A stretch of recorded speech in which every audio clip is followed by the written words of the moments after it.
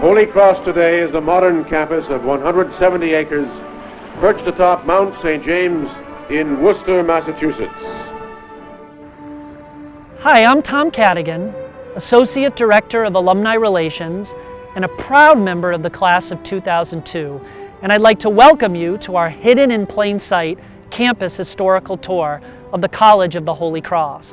And the whole purpose of this tour is to focus on place. Place matters to not only me, but alumni, students, other campus stakeholders who visit, who work, or who are graduates of this great institution. And today's tour is to highlight some of those places, some of them off the beaten path, some of them in places that you may have walked by dozens of times and never paid heed to.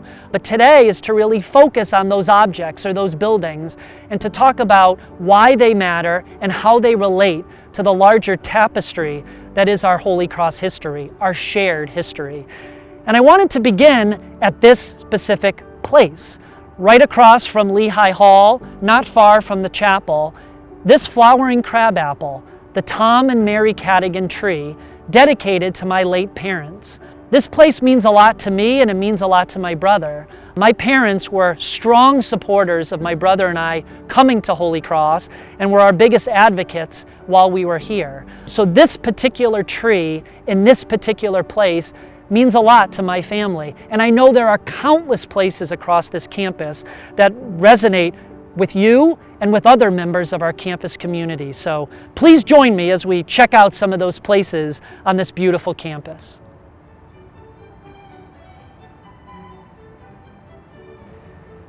So I wanted to start at one of my favorite campus buildings, the old bakery.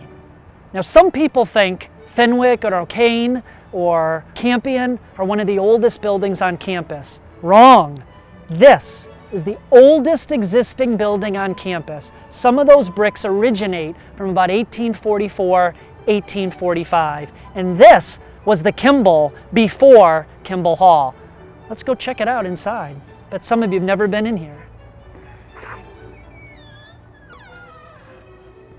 So as you can see, this space is no longer used for baking or cooking. It really is a glorified storage shed used by the campus's building and grounds for equipment storage, flower pot storage, and whatnot. But 170 years ago, this was the campus kitchen. It fed the entire student body, the administration, and the staff, many of whom lived here on campus. Downstairs is where all the ovens were located, and up here is where a lot of the baking took place. Now, I've often thought that this building could go back to its roots and maybe be reconverted into a coffee shop, but we'll see what happens with that. But this building was physically removed from the original Fenwick Hall back in the 1840s to protect against fire. Fire was a real concern, as it is today, but especially then with buildings made out of wood. The irony of all ironies is that this little structure is still in existence, and the building it was meant to protect, Fenwick Hall, due to a rogue candle, burnt to the ground, which we're going to talk about right now.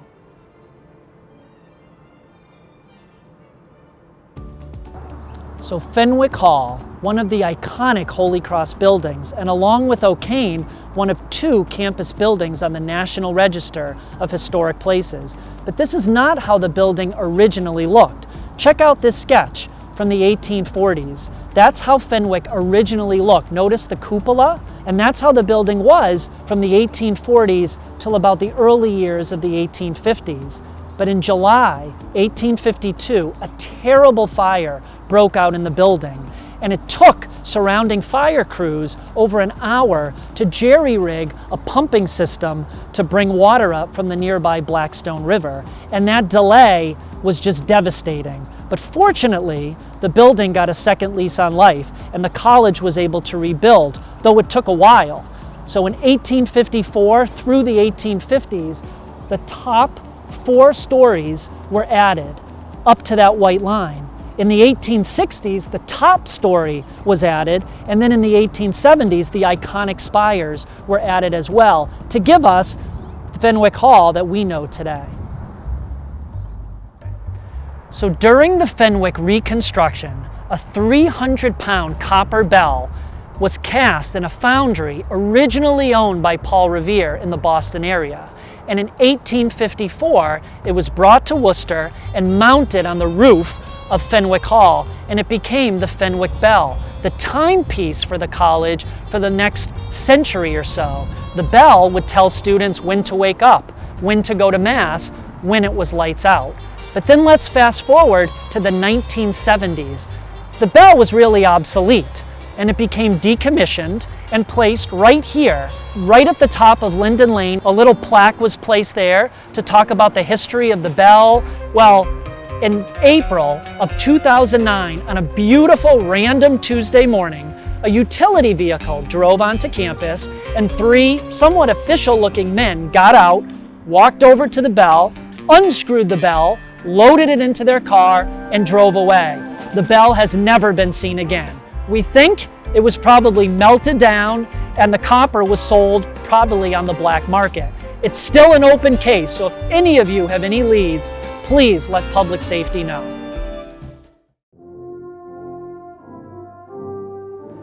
We're right now on Commencement Porch, right outside the front area of Fenwick Hall.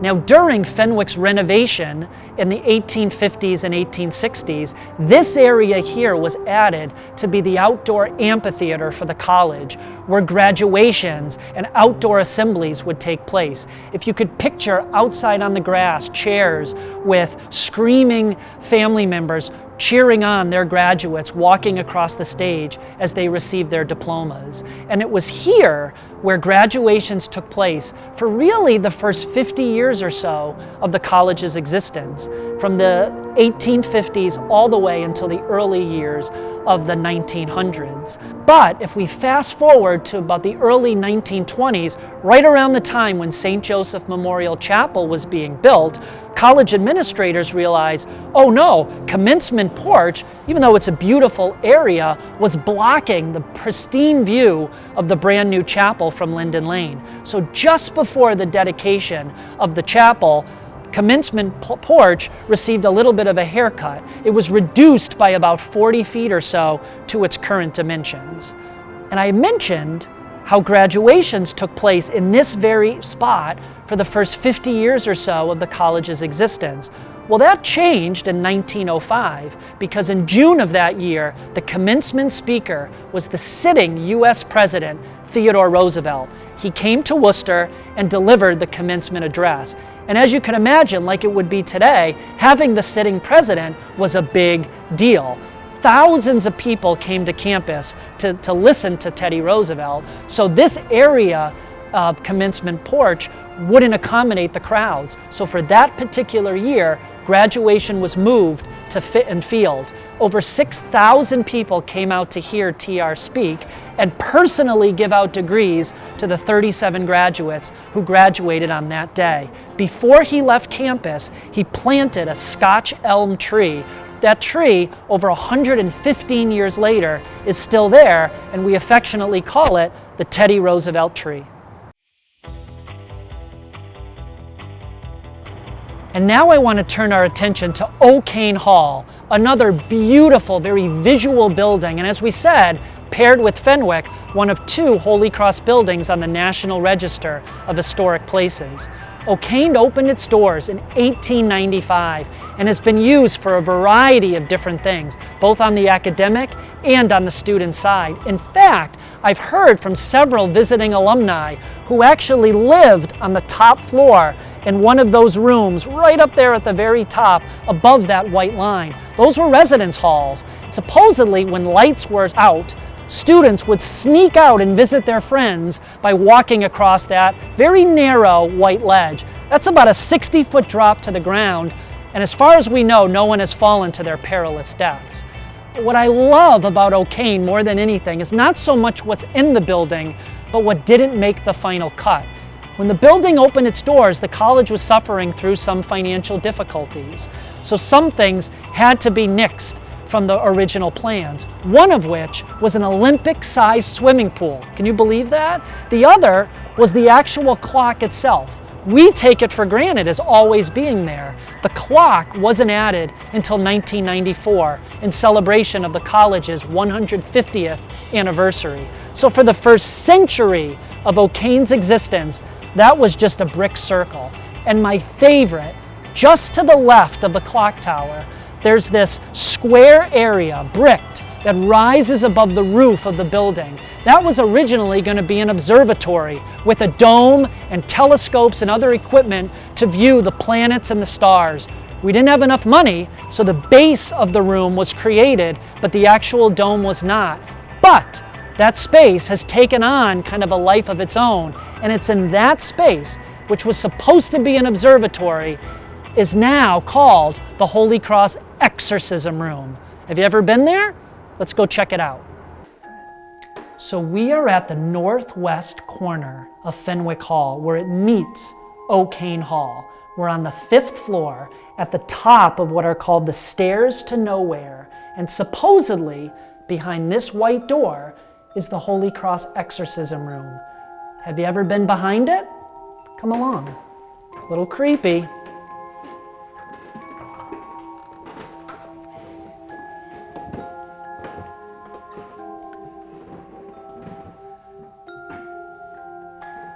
And while this room is etched in Holy Cross lore, it truly now is just a glorified storage room. But if these walls could talk. Now remember, this was supposed to be an observatory, but then just became empty space. So especially starting in the 1970s, first with the book and then with the movie The Exorcist, exorcism rumors took off on campus, and there have been many variations of the story over the years, some involving members of our Jesuit community, some involving students themselves who broke up here and had a connection with the occult. None of them have been confirmed, but it makes for a great Halloween story.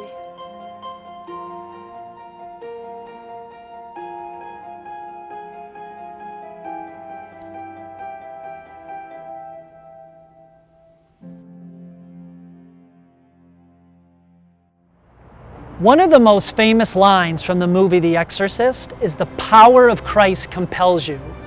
And there are a lot of images here on campus showing Jesus Christ. One of the most famous is the hand of Christ, located right outside Dian Library. It's a gift from college benefactors Iris and Bernard Cantor, and it was sculpted by a very famous Italian artist by the name of Enzo Palazza. When it came to campus, our benefactors, the Cantors, said that the artist could decide where the piece of art would be held. And administrators thought, well, it kind of looks like a tree. Maybe it'll be amongst trees or shrubs to kind of show off its beauty. Nope, the artist chose one of the most foot-trafficked area of campus, right in front of Dian Library. And did you know that there's actually a corresponding left hand of Christ, also owned by a Jesuit institution, Gonzaga University, 2,700 miles away in Spokane, Washington. So we can literally say that the United States is in Christ's hands.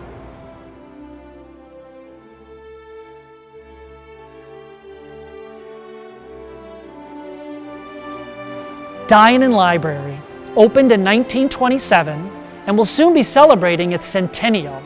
But where I'm standing is the main reading room of Dian, modeled after an ancient temple. Beautiful space that the upper area is adorned with engravings of the names of leading Western culture artists, historians, and poets. But what I love about this space more than anything is that balcony up there, the Juliet balcony. And in the 1920s and 30s, a Jesuit administrator would perch himself up there to make sure that students were taking full advantage of their study hour.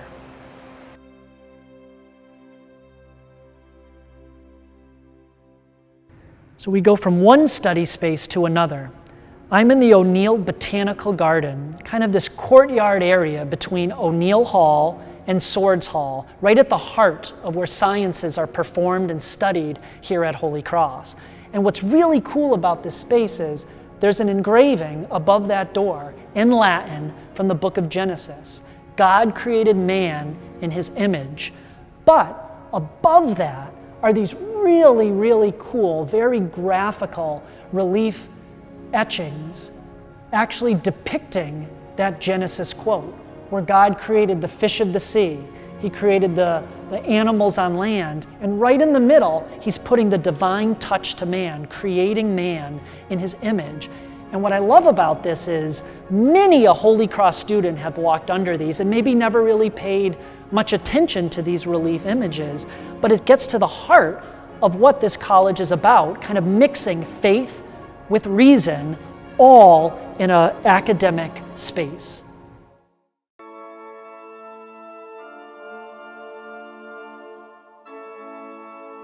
So no tour of Holy Cross can be complete without a visit to St. Joseph Memorial Chapel, in many ways the spiritual center of this campus.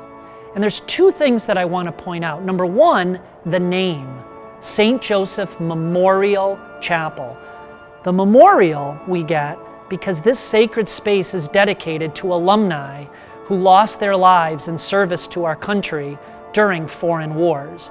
And their names are memorialized in 3 beautiful wooden plaques right at the back of the church, representing names from the First World War all the way through the Vietnam conflict. And it's those alumni who were the impetus for this building to be created, and it's whose names that we remember in the name St. Joseph Memorial Chapel. And then secondly, when people enter this space, many times for the first time, their eyes divert immediately to the beautiful stained glass. And like most stained glass in most places, ours tells a story. All the imagery to your left represents scholars or doctors of the church, people who advance the faith through research and through scholarly pursuits. Names like Ignatius of Loyola or Thomas Aquinas. This represents the fact that this sacred space is embedded on a college campus where learning and striving for knowledge is at the center of what we do. But then all the stained glass imagery on your right represents martyrs of the faith, men and women who gave their lives because of their belief in the church. Names like St. Catherine or St. Thomas More. That represents the fact that, again, this is a memorial chapel dedicated to alumni who gave their lives in service to our country, something larger than themselves. So that interplay between knowledge and being embedded on a college campus, but also giving oneself for something bigger, that's at the heart of what not only this building is about, but what our college campus is about as well.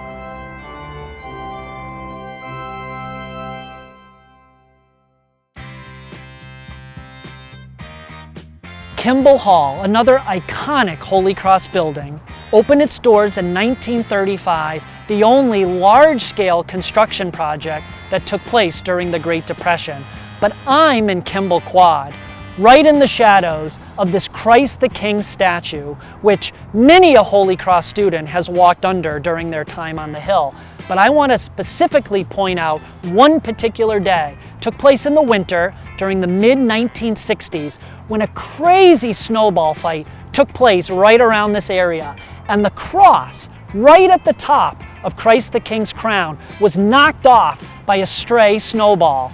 It was discovered by a Holy Cross student, eventual graduate, Tim Ferriss of the class of 1968.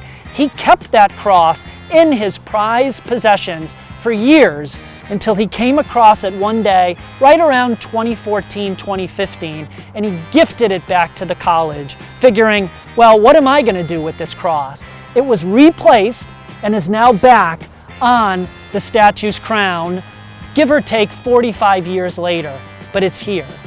And that is just one example of the countless student hijinks that have taken place on Mount St. James over the years. I mean, supposedly in the 1940s, someone parked a Worcester number 10 bus right on the steps outside of Dian Library. But one of the most famous student hijinks took place in May of 1964.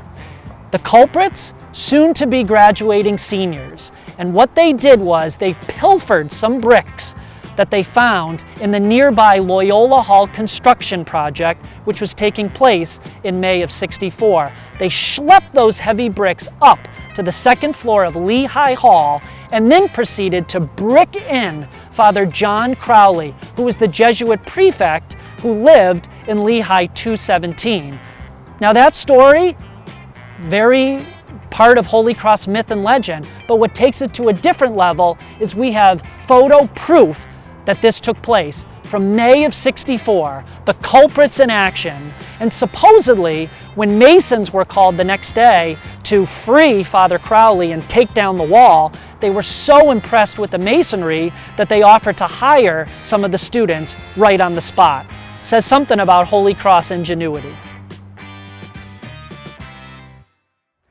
So I wanted to end the tour at Campion House, a facility that seems to mean a lot to many generations of Crusaders.